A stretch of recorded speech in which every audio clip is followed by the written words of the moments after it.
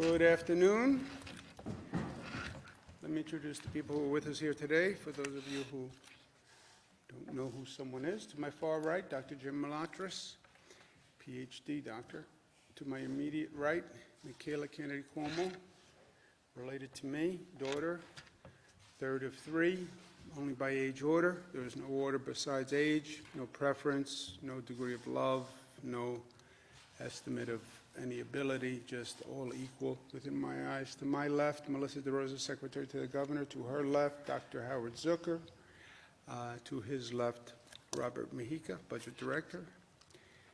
Thank you for being here today. Today is day 71 with a question mark. The number of hospitalizations today, down. Great news. Number of intubations, down. That's great news. The new COVID cases, which is a different problem than the number of people who are in hospitals. This is how many new cases are showing up every day, which has been still very high, is down to 521, and that is down. 521 takes us right back to where we started this hellish journey, right? March 20th is when we did the close down order, and where we are today is basically, with the number of new cases, is basically right where we were when we started. So it has been a painful period of time between March 20th and May 9th. The optimist would say yes, but it's only March 20 to May 9th. The pessimist would say, but a lot of pain, high cost, loss of life. The realist would be somewhere in the middle. But all of this work, all of this progress of turning that tide, of reducing the rate of infection, that's all thanks to New Yorkers and what New Yorkers did. Number of deaths, 207, still terribly high, but better. The number of deaths, 207, takes us back to almost where we started, about a week in. As the number of deaths started to increase, you could see early in March, 27 deaths, then how quickly it went up. 38, 42, 56, 76, 101, 130, 207. So just to give you a perspective of where we are today versus where we were. One of our top priorities is protecting people in nursing homes and seniors. This is where this virus feeds. It's where this virus started, when it started in the state of Washington. We have implemented many safety measures, many of which have been difficult to implement, but we did for health reasons, restricting visitation, except for end-of-life visits. This is a tough policy, and I had serious qualms about it, to tell you the truth. But the health officials were right. Yes, you want visitation. No, you don't want to walk a virus into a nursing home that could kill the person you're going to visit. PPE requirements, all staff have to be checked going to a nursing home every 12 hours. All facilities must notify families within 24 hours, separate facilities, residents from staff in the event of an outbreak. We provided them with millions of pieces of PPE equipment. This is a national problem, right? Nursing homes generally all across the country have seen the COVID virus take a high toll. New York has one of the highest populations of nursing home residents of any state in the country, over 100,000 residents. But New York's percentage of deaths in nursing homes is the 34th highest of any state. So if you look at the states and the percentages of people who died in nursing homes as a percentage of that death, New York is number 34. So none of this is good news, but just to give you a context of what people are looking at. This virus uses nursing homes. They are ground zero. They're the vulnerable population in the vulnerable location, right? It's a congregation of vulnerable people. Today we're taking additional steps to protect seniors in nursing homes.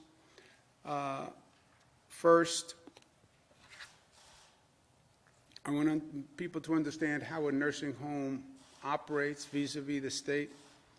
The most vulnerable population deserves the highest level of care, right? So the rule is very simple. If a nursing home cannot provide care for a person and provide the appropriate level of care for any reason, they must transfer the person out of the facility. If they can't find another facility, they call the State Department of Health. So what does this mean? If they don't have enough staff, if they don't have enough PPE, if their facility doesn't allow for isolation or quarantine, whatever it is, if they cannot provide the proper care, they must transfer the resident, period. If they have a COVID positive person and they can't treat a COVID positive person, they must transfer the person or call the State Department of Health, and the State Department of Health will transfer that person. All nursing home staff must now be tested twice a week. That's not just a temperature check, that is a diagnostic test. We have the tests available. We have brought them online. The state has more testing capacity than any state in the country. They have to test their staff twice a week. That is a rule. It's not a, I'd appreciate it if you did.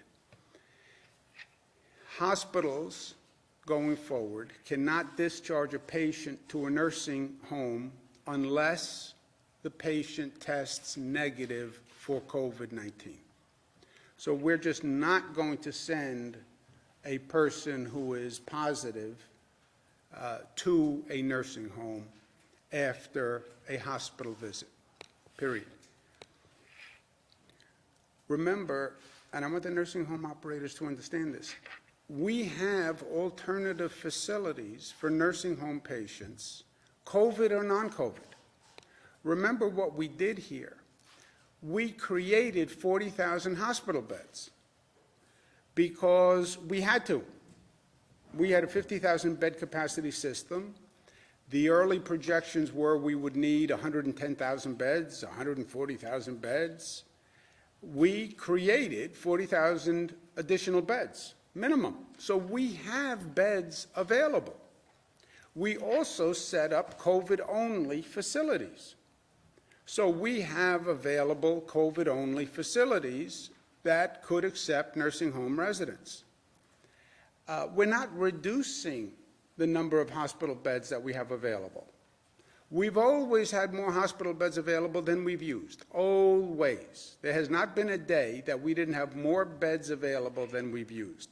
So if a nursing home cannot take care of a person, we have facilities that can.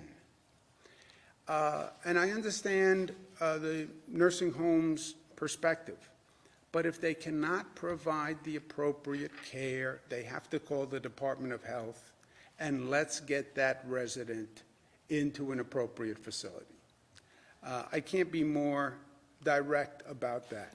We have available COVID-only facilities upstate as well as downstate. So we have the facilities available. If there's any issue, the resident must be referred to the Department of Health, which will find alternative care. If a nursing home operator does not follow these procedures, they will lose their license. Well, that's harsh. No, harsh is having a nursing home resident who doesn't get the appropriate care. That's what's harsh. having someone's parent or mother or brother in a situation where they're in a facility, they can't even get a visitor, they're isolated, they feel alone, and they're not getting the appropriate care. That is what is harsh. And if that's what happens, then that facility operator should lose their license. I have no problem with that. I was the Attorney General. I did investigations of nursing homes. I have tremendous respect for what they do. But this is the essence of their responsibility and obligation. Again, we have the facilities, we have the beds. It's not like a situation where there are no options. We have options, and we want to use them. So if there's any reason why you can't provide appropriate care, let us know, and we will put them in a facility that has it. Also, this is an issue that people need to be aware of. New York State is investigating 85 cases of a COVID-related illness in children, mostly toddler to elementary schools. It's symptoms similar to Kawasaki disease, what they call Kawasaki disease, or toxic shock-like syndrome. This does not present as a normal COVID case. COVID cases tend to be respiratory. This presents as an inflammation of the blood vessels, sometimes inflammation of the heart. It's possible that these cases were coming in and were not diagnosed as related to COVID because they don't appear as COVID, but it is a situation that has taken the lives of 3 New Yorkers. There are 2 additional deaths that are currently under investigation as possibly related to this same situation. The New York State Department of Health is going to notify all the other state departments of health. Every state has a Department of Health. They will notify their counterparts in the other states to put them on notice of this. Again, we've recently found this and are investigating it, but it may be possible, and it may even be probable, that this is a situation that exists in other states, and we want to make sure that they are aware of it. New York State Department of Health is also actively pursuing a new drug therapy. Remdesivir has been shown to have some positive effect, and we're desperately looking for a treatment for this virus. So the CDC has started tests on this drug, and New York State is working with HHS, Health and Human Services on the federal side, administering it to 2,900 people at 15 hospitals, and we're looking for more doses to start with an additional 500 people. This week is May 15th. May 15th, the pause order, the close down order expires. We're looking region to region across the state as to where it would be appropriate to reopen. This state, we have a clear, uniform set of criteria. It's the same all across the state. It's all science-based. It's all data-based. And we'll look at those numbers. We'll look at those data points to see where it's safe to open. Local governments should start to look at 2 things, citizens also. Of those factors that we look at, many factors are just the rate of spread of the infection, and they're just purely linked to the rate of spread of the infection. Second set of factors looks to the capacity of local government. Do they have enough hospital beds open in case that infection rate goes up? Do they have the testing, tracing, isolation that we've all been talking about for weeks and weeks and weeks? Do they have that operation in place? And do they have a compliance function in place where when we say manufacturing businesses can open but people must be 6 feet apart, that they can actually monitor those businesses to make sure there's compliance? So factor one are just the numbers, infection rate, et cetera. And everybody knows what that is in different parts across the state. Factor 2 is what local governments have to do to be ready and working together with their counterparts in that region. And we'll be speaking to this more tomorrow because May 15th comes at the end of the week. Also, this week, Washington is going to be considering additional legislation. That is essential to what we're all trying to accomplish here. The president has made it clear that the reopening is up to the states, is up to the governors, and I've been working with governors all across the country, and by and large, the people believe the governors are doing what they need to do. But you can't ask someone to do that which they cannot do, right? You can't ask someone to do something that is beyond their capacity, beyond their limits. We can handle the reopening, but every state, almost every state, has a significant financial problem because of the loss of revenue due to the economy. Just think of how a state works. You close down businesses, their income drops, they're not paying an income tax, the state's revenue drop proportionately. And that's what has happened. You look at our economy was doing great, really great in this state. But then comes the COVID virus, and the impact on our financial plan is about $61 billion. We then have to pay for all of this COVID-related work, all this hospital work and testing and everything that's going on. That's about another $5 billion per year.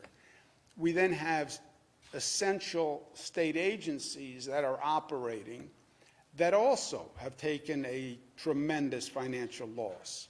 The MTA operates the subways and buses, collects revenue from tolls when people go over bridges or tunnels or through tunnels. Yeah, but ridership is down 92%, and cars aren't driving and they're not paying their tolls. Tremendous revenue loss at the MTA. Port Authority, tremendous revenue loss at airports. So the economic impact is beyond anything that any state can deal with. If the federal government doesn't help the states, then you're forcing the states to cut funding, and the places where the state normally funds will suffer. If they force me to cut funding, I have to reduce the funding to schools, to local governments, and to hospitals. Why would you ever want to reduce funding to these essential agencies at this time? Right? And why would you make me allocate pain among schools, hospitals, and local governments? It makes no sense at all. New York alone would need about $35 billion this year just to compensate for the total amount of losses. And when you look at Washington, what Washington has done in the past legislation they've passed, when I say they treat it like pork barrel. Why? I was in Washington for 8 years in the Clinton administration. Everything becomes a political game. Every piece of legislation becomes a political game. So when they passed the past legislation, the money they sent to states was supposed to be for COVID. The whole exercise was this was to compensate for what happened during the COVID virus. They just played politics, and everybody put money in for their home state. So when you look at what they actually accomplished, states like Alaska got like 100 times what New York got for funding, right? We got about $23,000 for every COVID case. But states that didn't have many COVID cases also received a tremendous amount of funding. Our friends in Kentucky, $337,000 for every COVID case. Yeah, we got $23,000. So it's what they've done in the past made no sense. Also, what they've done in the past is what they always, it seems, wind up doing. They bailed out corporate America. That's what they did. You look at the past legislation. They bailed out corporate America. This legislation, this week, going forward, let them fund working Americans, because that's the need. You look at the past legislation. They funded hotels, restaurants, airlines, big corporations, public companies. Now it turns out they funded a tax break for millionaires in the COVID response legislation. That's what they did. Yeah, and they didn't fund state and local governments. So who do state and local governments fund? I fund police, firefighters, nurses, school teachers, and food banks. You took care of corporate America, and I don't even want to go through that, but now you're going to starve police and fire and hospitals and schools? Everybody applauds the healthcare workers, but now you don't want to provide any funding. Separate, last point on Washington. Don't make the same mistake twice. Don't do what this nation did after the 2007-2008 mortgage crisis bailout, where the government bailed out all these bankers and corporations that made a fortune running a mortgage scam. And then when the mortgage scam collapsed and the banks were going to go bankrupt, then the taxpayers had to come in and fund the banks. How does this make sense? The banks make all the profit on the way up. They then get into trouble on the mortgage fraud, and we have to bail them out. And who's going to bail them out? The taxpayers are going to bail them out. No. It's not that they reap all the profits on the way up, and then the taxpayers provide a golden parachute on the way down. That has to stop. There should be no subsidy for any corporation that lays off employees, period. Because I'll tell you what's going to happen. You will see corporations using this pandemic to lay off workers. That's what you will see, because they're already saying it to the market analysts. We're going to get lean during this period. We're going to right-size during this period. What does that mean? It means they're not going to rehire the same number of employees, so they're going to boost their corporate profits by reducing the number of employees. That's what it means. That's what it means. Government should not subsidize their reduction of employees, and then when they reduce employees, government is supposed to now subsidize those employees, unemployment insurance, etc. We did it once, we can't do it again. Here's my suggestion to my colleagues in Washington. The Americans First law. If a corporation does not rehire the same number of employees, no government money. All the billions that they just gave out, if you don't rehire the same number of employees you had pre-pandemic, you have to return those funds. We're not going to subsidize you to lay off workers. If you can lay off workers and you're saving money by laying off workers, you don't need the American taxpayer to subsidize you. Otherwise, you will never get those employment numbers back, because that's what's going to happen all across the country. And we keep going, because we are New York tough, we are smart, united, disciplined, and we are loving. Every time I say we are loving, I think people must think that is such a strange word for a government official to be talking about, that we are loving. You never hear government talking about loving. You never hear a lot of people talk about loving or love. But at this time, where we are all going through so much pain and so much stress and so much anxiety, and we're at a place where we've never been before, it's probably the one thing we need more than anything else. And it's not easy to talk about love. That's why I put it with New York tough. It's not easy to talk about love. I need love to show that vulnerability. It's hard to do that. That's why in some ways you have to be tough to be able to talk about love.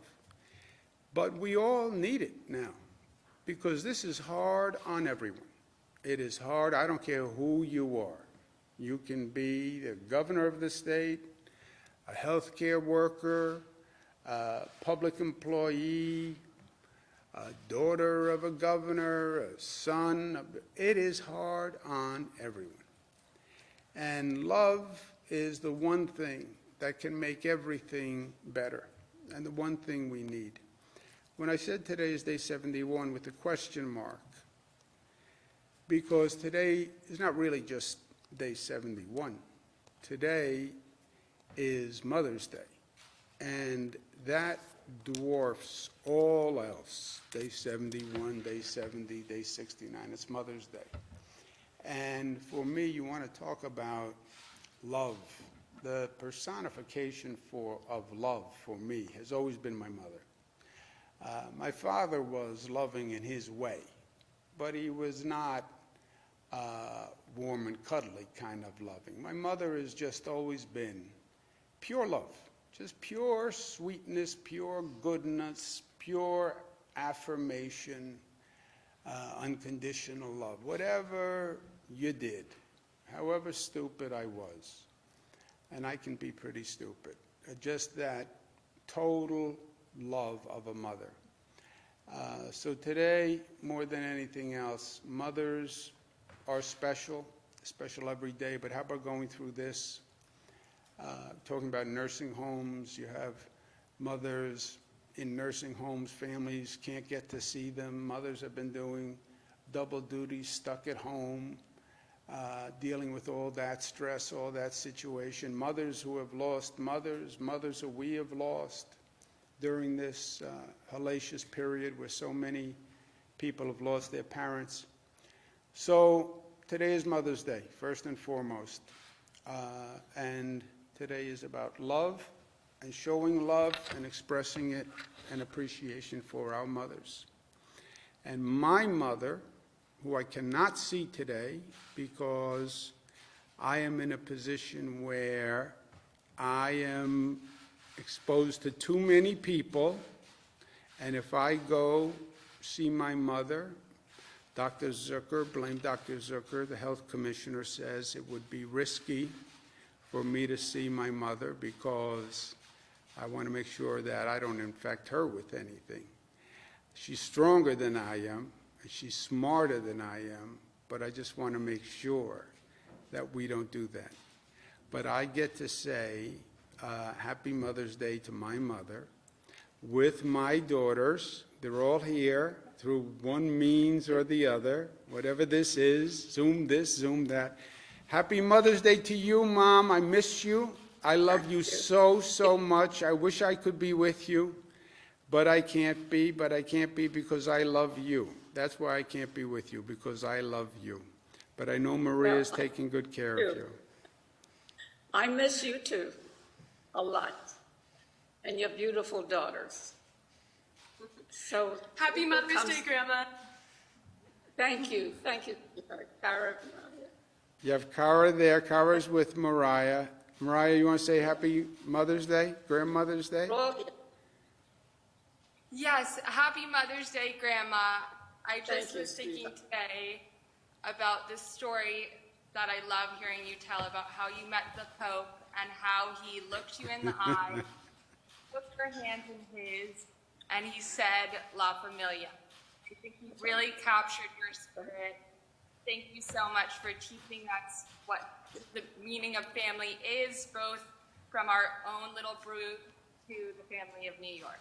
I love you. That's right. And I have very well said. And I have Michaela here with me.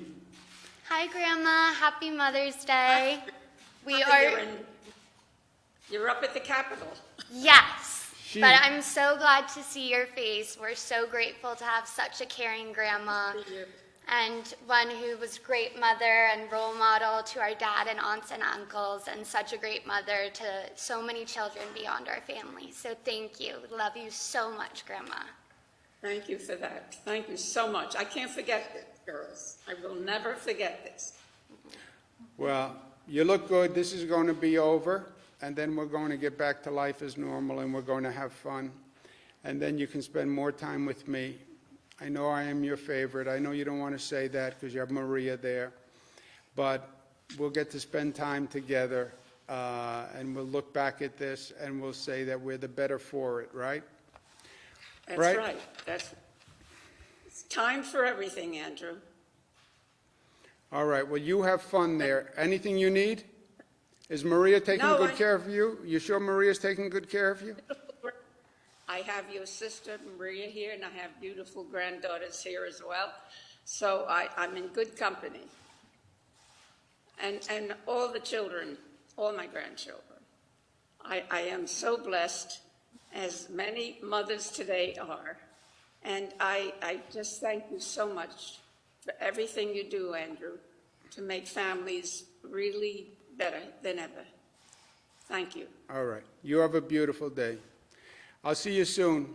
I know you want to see me I will. because I know I'm your favorite deep down inside, but you don't want to say it. I love you, honey. I'll talk to you later. Love you, Grandma. Thank you very much, Andrew. Thank you. Questions? Grandma, isn't the state mass testing all nursing home residents?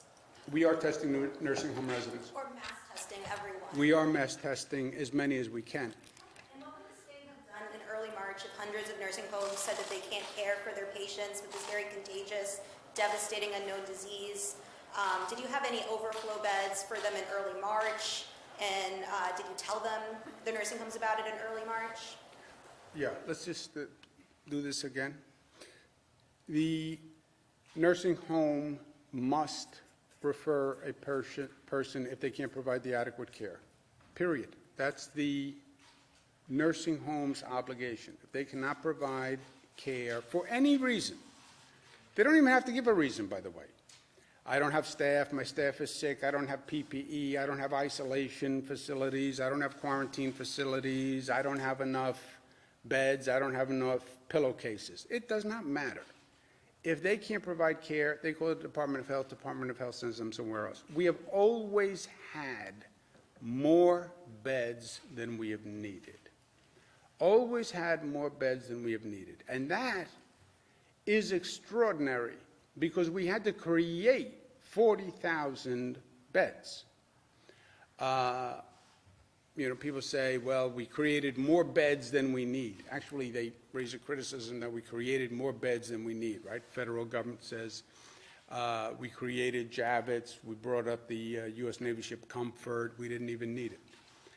Yeah, at the end of the day, we didn't need it. Thank God we didn't need it because we reduced the curve and we saved lives.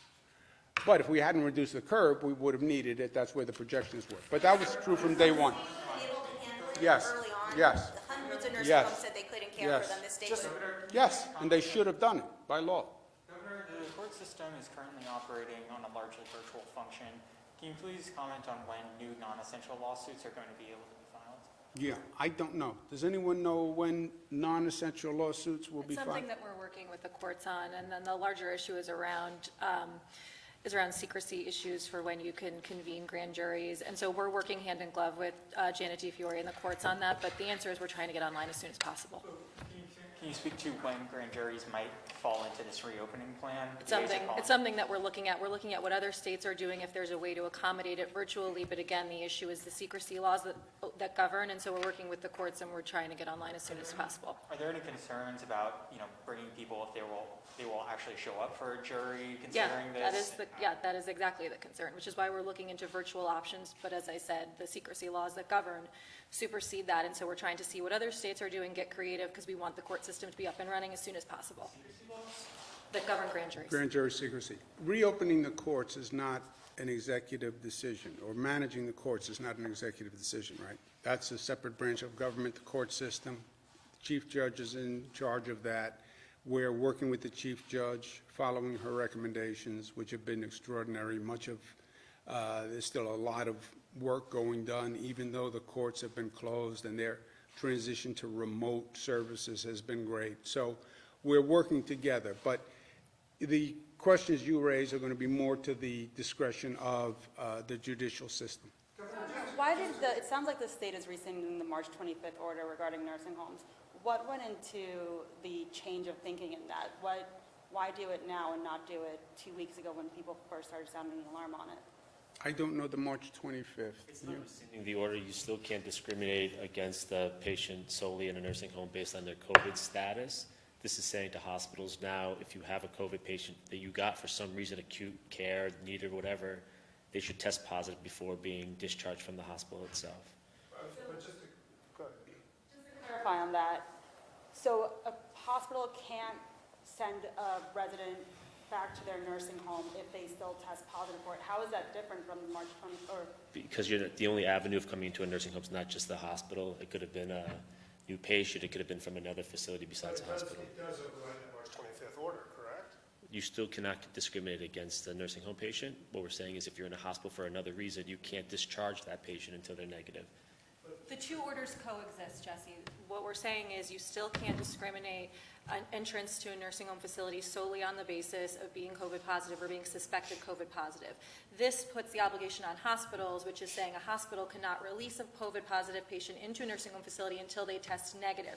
What Jim is accurately saying is hospitals are not the only avenue into nursing homes. There are other ways in which people enter nursing homes. The fact still remains that you cannot discriminate based on COVID positive status. However, as the governor has said 17 times, a nursing home cannot accept a patient if they cannot care for them. They have to be able to cohort the patients. There has to be segregated staff. You have to have the appropriate level of PPE. And if you cannot meet those standards, you cannot accept a patient. You call DOH, DOH finds a facility for them. Let's do it the other way, because it's complicated. This is binding on a hospital, not on a nursing home. If you want to refer your mother who is COVID positive to a nursing home, the nursing home cannot say to you, I'm discriminating against your mother. I don't take COVID positive people. That would be discrimination. The nursing home can say, look, I'm not equipped at this time to handle COVID patients. I refer you to the Department of Health to find a facility that can. But they can't discriminate on the basis of COVID positive. A hospital cannot discharge to a nursing home, and that is new, cannot discharge a person who is COVID positive to a nursing home. The hospital can discharge, they can either hold the COVID positive person or discharge them to one of our other facilities, like our COVID positive facilities, et cetera. This will reduce the burden on nursing homes all across the board because they're not going to get any COVID people from a hospital. But they could conceivably get it from a person on the street that wants to put their COVID positive parent. If they can handle it. And that's what you never really communicated. And I don't think you've done the residents or the families a service, you generically. The nursing home, if they cannot take care of a person, I can't do I'm a nursing home operator. I can't take care of a COVID positive person. I don't have enough staff. I can't quarantine in my facilities. I don't have the PPE. It was their obligation to inform, and it is their obligation to call the Department of Health and say, you have to come get this person. I can't care for them. That has always been the case. Is this new policy something of a recognition, though, that the idea of sending COVID positive people from hospitals back into nursing homes may have been flawed, that may have been a mistake? No. First of all, if you look at the facts, which is always fun, you can test your hypothesis on what's flawed. Look at how many residents we have in nursing homes. Look at the percentage of our deaths in nursing homes vis-a-vis other states, right? We're down by like number 34. So whatever we're doing has worked on the facts. Second, at one time, hospital beds were precious. When we started this, remember, the whole question was, will you have enough hospital beds? We were in a scramble to provide more hospital beds, right? Go from 50,000 to 40,000, 110,000. So the last thing you would be doing would be gratuitously saying, we're going to keep a person in a hospital bed who doesn't need a hospital bed who could be at another facility. You would never do that. It would be reckless, it would be negligent, because you needed the hospital bed so badly. What we're saying today is we have excess capacity all across the board. And the hospital can discharge to another one of our facilities. They don't have to discharge to the nursing home. They can discharge to any one of our facilities, which was always the case.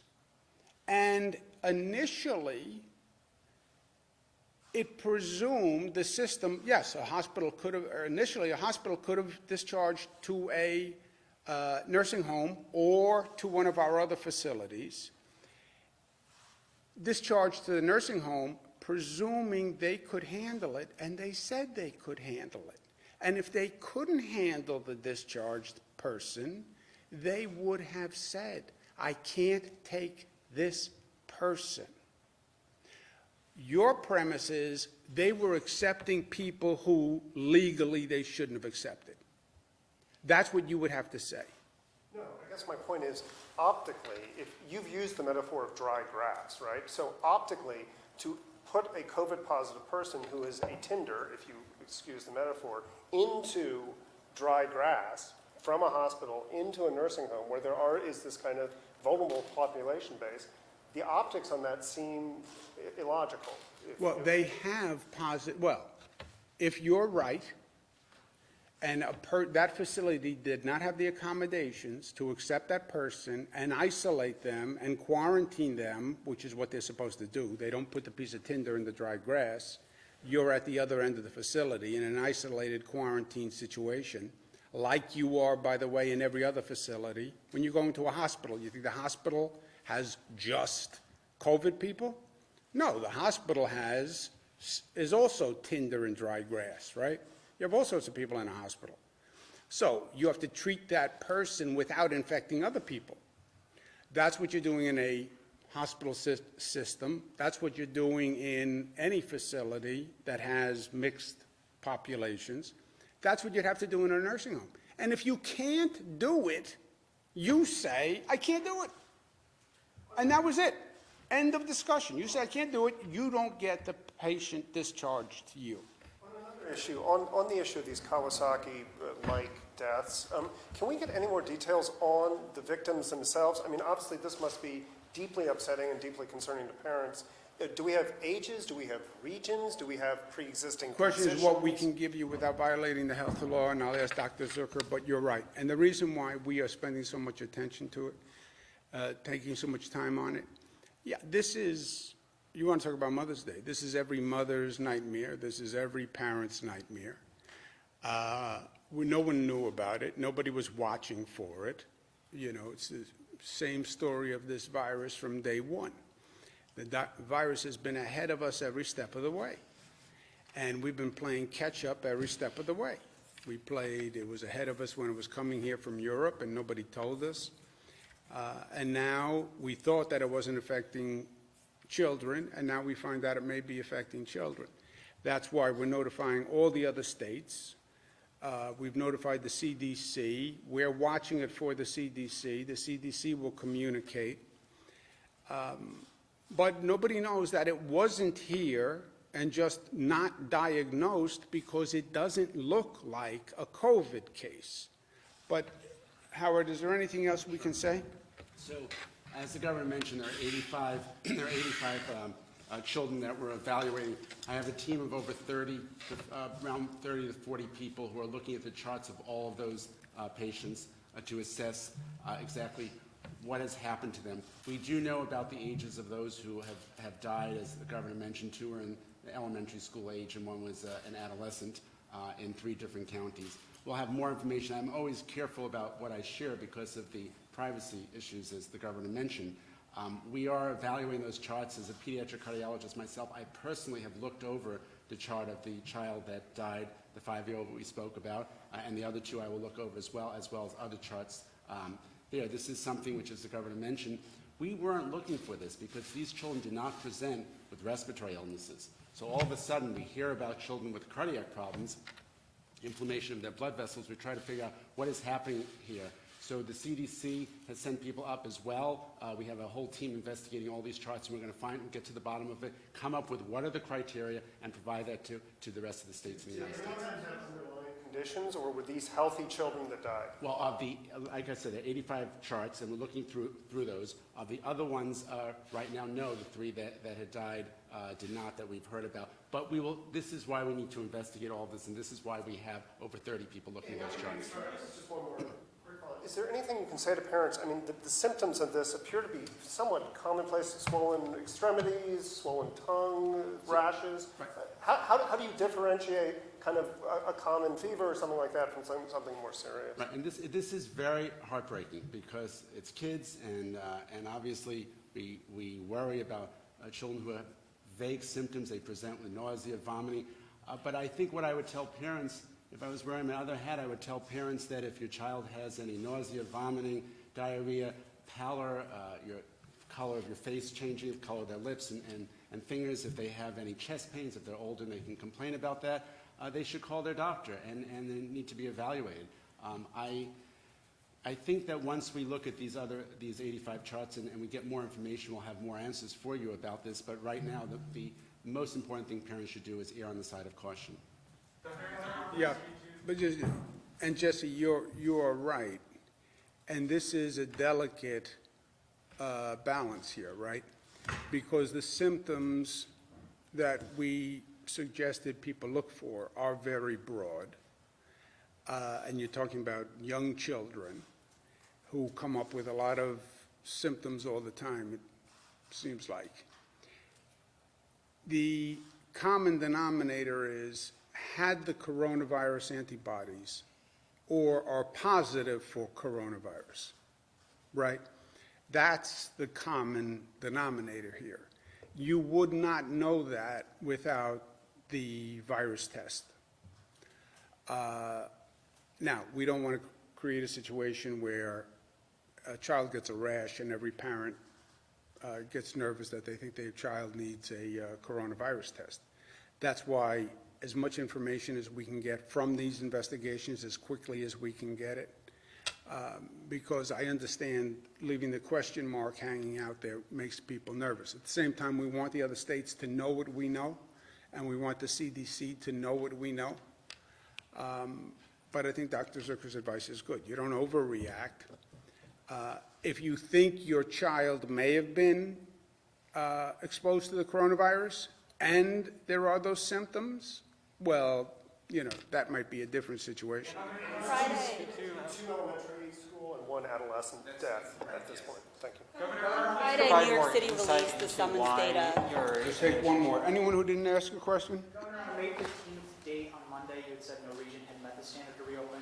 Are there any updates today? Have any regions met the standards to reopen? Tomorrow, we're going to invite all the county executives, local officials, to participate in the briefing.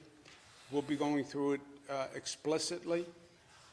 But short answer is yes, there will be regions that are eligible on the 15th. Is that right, Jim? That's correct. Are you going to split the regions at all? Like maybe take Dutchess out of the Westchester area? I think if you look at, Jim can talk to you about this afterwards, but I think if we took Rockland, Westchester out of the region still wouldn't qualify because the Dutchess numbers themselves don't qualify.